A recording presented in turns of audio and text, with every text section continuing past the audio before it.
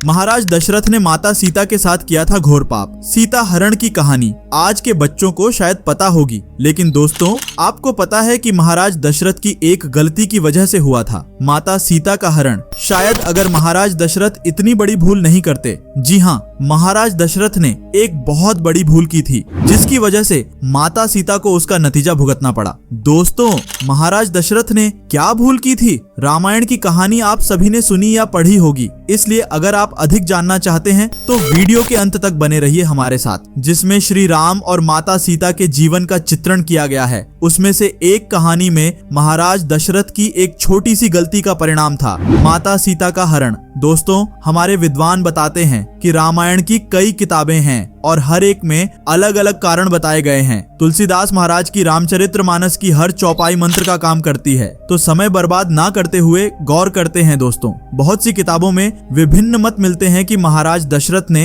रावण को माता सीता को हरण करके ले जाने में क्या गलती की थी, लेकिन मैं इस कहानी से आपको बताने की कोशिश करता हूँ कि महाराज दशरथ ने अपनी पत्नी कौशल्या से कहा कि चारों भाइयों की शादी हो गई और बारात वापस अपने नगर में आई। महाराज दशरथ ने अपनी पत्नी कौशल्या से कहा कि हे कौशल्या, एक बात तुम हमेशा गांठ बांध कर रखना, क्योंकि आज तक तुम सिर्फ चारों बेटों की माँ थी, लेकिन अब तुम चारों बहुओं की सास बन चुकी हो। उन्होंने पूछा कि क्यों? महाराज ने कहा कि सास और बहू का धर्म क्या होता है? जिस घर में बेटे की बहू आती है उस घर में सास की परवाह होती है। जैसा कि गोस्वामी तुलसीदास जी ने रामचरितमानस में कहा है, लड़की नी सकल घर आई राखियों पलक नैन की नाई, यानी दूसरे की बेटी हमारे घर में बहू बनने आई है तो सास का धर्म बनता है कि उसकी रक्षा ठीक उसी प्रकार करनी चाहिए जैसे आंखों की रक्षा पलक करती है। उसके बाद महाराज दशरथ ने बहुत प्रकार के उपदेश दिए, बहुत तरह से उन्हें उनका धर्म समझाया। उसके बाद में 2-4 दिन निकल गए तो एक दिन महाराज दशरथ के दिमाग में एक बात आई।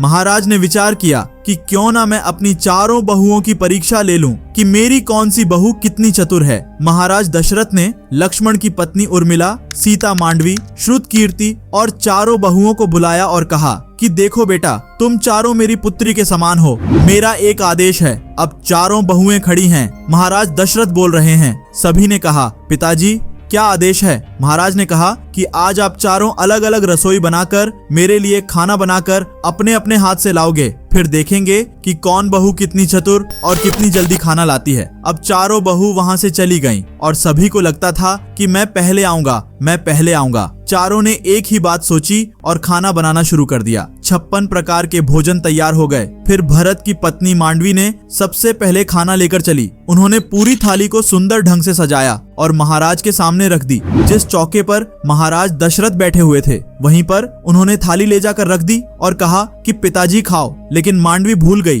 कि खाने वाले को खाने से पहले पानी भी देना चाहिए। जब महाराज दशरथ ने देखा कि भरत की पत्नी आई है तो उन्होंने कहा कि कोई बात नहीं, छोटी है, शायद अकल आ जाए। महाराज दशरथ ने मांडवी से भोजन की थाली लेकर वहीं पर रख दी और कहा कि बेटा जाओ, हम थोड़ी देर में खा लेंगे। तब तक लक्ष्मण की पत्नी उर्मिला चली आई और उन्होंने भी बहुत जल्दी भोजन बनाया। उर्मिला ने एक थाली में खाना सजाया और साफ सफाई करके खाना अच्छे से थाली में रखा। उर्मिला ने खाना सजाने के बाद महाराज दशरथ को पानी भी देना भूल गई। मित्रों, उर्मिला भोजन की थाली लेकर अपने ससुर यानी महाराज दशरथ के पास पहुंची तो महाराज दशरथ ने समझा कि ये भी बहू ऐसी ही है। दोस्तों ये सच भी है कि अगर किसी को भोजन दिया जाता है, भोजन देने से पहले खाने वाले को पानी देना चाहिए था, लेकिन उर्मिला भूल गई। महाराज दशरथ ने उर्मिला से भी थाली ले ली और कहा, बेटा तुम भी जाओ, हम खा लेंगे। तीसरे नंबर पर शत्रुघ्न की पत्नी श्रुतकीर्ति चली और जल्दी जल्दी भोजन बनाया। इतना स्वादिष्ट बनाया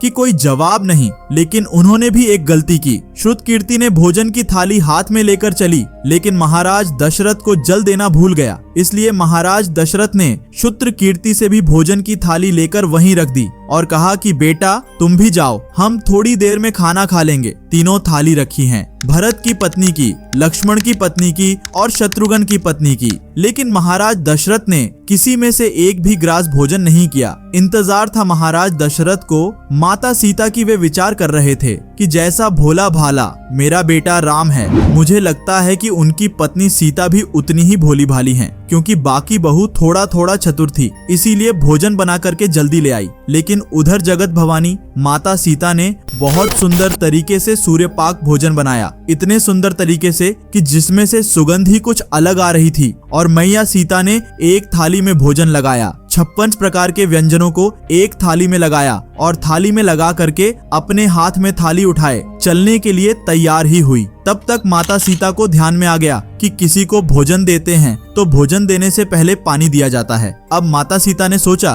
कि मैं पहले ही इतनी लेट हो गई हूँ और मेरी तीनों बहनें ससुर के पास भोजन लेकर पहुँच गई होंगी, तो मेरे पिताजी मेरे बारे में क्या सोचेंगे। तो मैया सीता ने क्या किया, सीता माता ने महाराज दशरथ को बीच चौकी पर बैठे हुए देखते हुए एक हाथ में भोजन की थाली और दूसरा हाथ में जल का लोटा लिए, एक पैर अंदर और दूसरा बाहर रखा। महाराज दशरथ ने देखा कि सीता आ गई। महाराज ने सोचा कि वह थोड़ी देर में आई होगी, लेकिन मेरी बड़ी बहू बहुत चतुर है, वह जल की बोतल और भोजन की थाली लेकर आ रही है। सीता माता ने भी देखा कि मेरे पिताजी और ससुर मुझे देख रहे हैं, मैं नहीं जानती कि उनका जवाब क्या होगा। ऐसा सोचकर मैया सीता चली गई। तब तक क्या हुआ दोस्तों, थोड़ा सा हवा आया और एक तिनका उड़ता हुआ आया। ऐसे में महाराज की निगाह सीता के ऊपर थी और सीता की निगाह उस तिनके के ऊपर। माता सीता तिनके को देखकर सोच रही है कि अब मैं क्या करूं। इतने में ही दोस्तों वह तिनका उड़ कर के खाने की थाली में गिर गया और माता सीता को तो पसीने आ गए। दोस्तों कहते हैं कि होनी को कोई रोक नहीं सकता। माता सीता अब सोचने लगी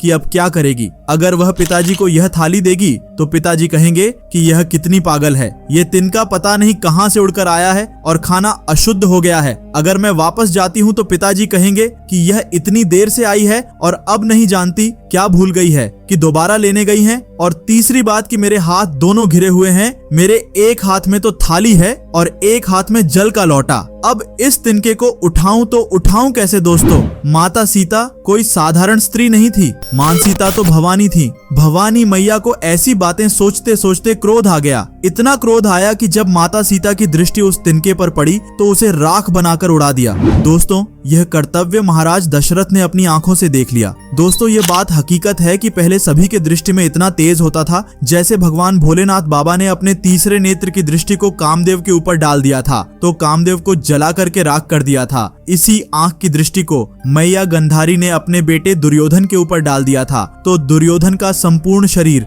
वज्र का कर दिया था। अब दोस्तों इधर महाराज दशरथ ने अपनी आंखों से ये सब देख लिया। अब महाराज दशरथ के सामने मैया सीता ने जाकर के जल का लोटा रखा और थाली हाथ में लेकर के पिताजी की तरफ की ओर बोली, पिताजी भोजन कर लीजिए। महाराज दशरथ ने थाली हाथ में ले ली और थाली हाथ में लेकर थाली को रख दिया। तब महाराज दशरथ से सीता मैया ने कहा, पिताजी को कोई गलती हो गई है क्या, हमसे आप भोजन क्यों नहीं कर रहे हैं। तो महाराज दशरथ ने कहा, बेटा सीता मैं तेरे हाथ का भोजन नहीं करूंगा। तब मैया सीता घबरा गई और बोली, पिताजी ऐसी कौन सी भूल हो गई हमसे जो आप मेरे हाथ का भोजन नहीं करना चाहते। तब महाराज दशरथ ने कहा, बेटा मैं तुम्हारे हाथ का भोजन नहीं कर सकता। माता सीता ने कहा, क्यों नहीं करेंगे पिताजी। तब महाराज दशरथ ने कहा, बेटा मैं तुम्हारे हाथ का भोजन तब तक नहीं करूंगा जब तक तुम मुझे एक वचन नहीं दोगी। महाराज दशरथ की बात सुनकर के मैया सीता ने विचार किया कि आखिर वह मेरे ससुर हैं, मेरे पिता के समान हैं, पता नहीं क्या मांगेंगे। माता सीता ने कहा, आप जो कहेंगे, जो वचन मुझसे मांगेंगे मैं दे दूंगी, लेकिन अब भोजन कीजिए। दशरथ महाराज ने कहा,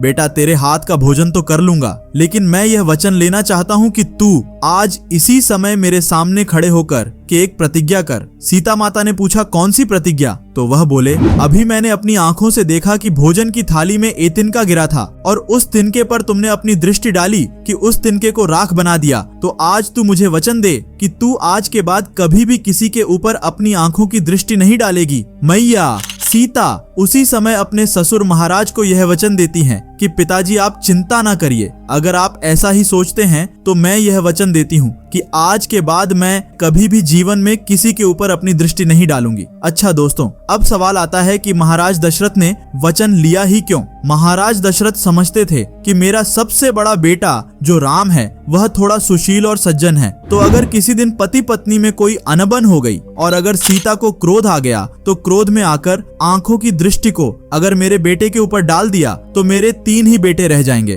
फिर माता सीता ने ये वचन देते हुए कहा कि आज के बाद मैं अपने जीवन में कभी भी किसी के ऊपर अपनी दृष्टि नहीं डालूंगी। तो दोस्तों, जिस समय मैया सीता लंका में रावण के यहाँ थी, रावण सीता को धमका रहा होता है तलवार लेकर कि एक बार मेरी तरफ देख। तो मैया सीता एक तिनका की तरफ देख करके सोचती हैं कि अरे तिनके अगर उस दिन तुम मेरा बैरी ना हुआ होता, मेरे पिता समान ससुर मुझसे ये वचन ना लेते, तो शायद आज यह रावण मुझे नहीं धमका रहा होता, इसे मैं कब का जला करके राख बना देती। तो दोस्तों, महाराज दशरथ के इस गलती के कारण सीता जी रावण की कैद से खुद को मुक्त नहीं करवा सकती थी। आपका इसके बारे में क्या कहना है, आप हमें कमेंट करके जरूर बताइएगा। फिलहाल आज के वीडियो में बस इतना ही। अब हमें इजाजत दें और वीडियो को अंत तक देखने के लिए आपका बहुत बहुत शुक्रिया।